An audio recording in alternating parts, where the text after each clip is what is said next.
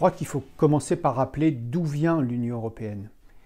C'est le produit d'une histoire particulière qui est caractérisée par le fait que plusieurs États européens, dont l'histoire était marquée par une longue tradition, une longue suite de rivalités et de conflits, ont décidé de procéder à des transferts de souveraineté pour mettre en commun ces compétences et pouvoir être plus forts ensemble. C'est le cas de la création du marché intérieur, c'est le cas avec la politique commerciale, c'est le cas avec la création d'une monnaie unique. Ensuite, le traité sur l'Union européenne assigne à celle-ci la nécessité de promouvoir un ordre international fondé sur des règles acceptées par tous et une gouvernance mondiale rénovée. C'est ce que ne manquent pas de rappeler les responsables européens à l'occasion de grands événements, comme l'a fait par exemple Donald Tusk lors de sa dernière apparition à l'Assemblée générale des Nations unies. Il a rappelé que l'Union européenne était fermement engagée dans la redéfinition d'une gouvernance mondiale rénovée, ayant comme élément central les Nations unies.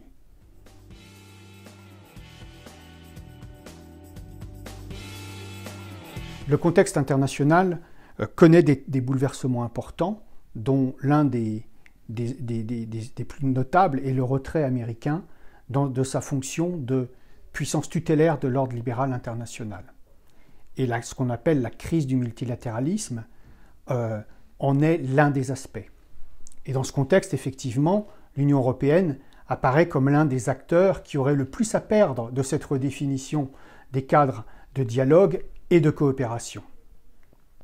Mais ce serait aussi une erreur que de vouloir se cramponner à la défense de l'ordre qui s'effiloche sans avoir une attitude proactive et sans participer à cette redéfinition en formulant des propositions. Le problème, c'est que l'Union européenne doit, pour cela, sans doute surmonter un certain nombre de ses défauts congénitaux. Le premier, c'est l'évitement de la puissance. L'Union européenne s'est construite, comme le disait très bien Luc van Middelaer, sur la dépolitisation par le droit. Et elle a, dans cette évolution, totalement négligé les questions géopolitiques. Et aujourd'hui, le retour du jeu de puissance la ramène à cette réalité qu'elle ne peut plus esquiver. Mais ceci dit, l'Union européenne dispose de ressources très importantes, un marché très important, une attractivité importante. Elle est un îlot de stabilité et de prospérité dans le monde, autant d'éléments qui, si elle est capable de les valoriser et de les exprimer en propositions, sont susceptibles de rallier autour d'elle de nombreux alliés potentiels.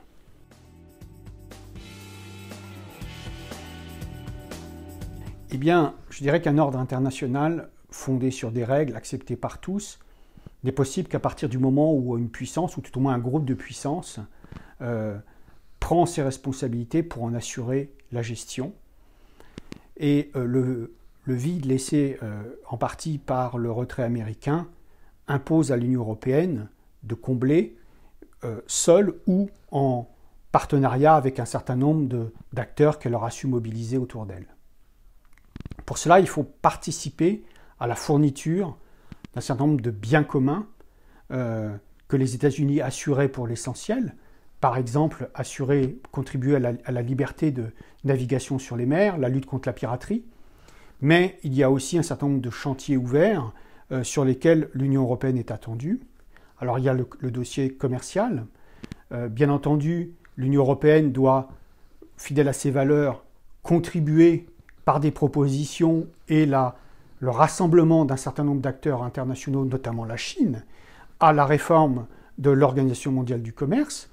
Elle doit continuer à conclure des accords régionaux pour pouvoir continuer à fonctionner sur un certain nombre de règles communes. C'est tout au moins une politique d'assurance qu'elle préserve pour l'avenir.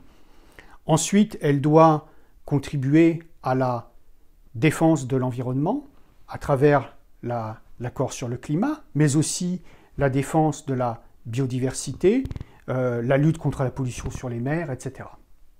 Et enfin, il y a un sujet sur lequel elle ne pourra pas s'esquiver, c'est la question de la sécurité, que ce soit à travers le développement de ses capacités militaires, mais aussi des initiatives au profit de la sécurité internationale, notamment la question de la crise de prolifération en Corée du Nord, la question de la stabilisation et de la paix au Proche et Moyen-Orient.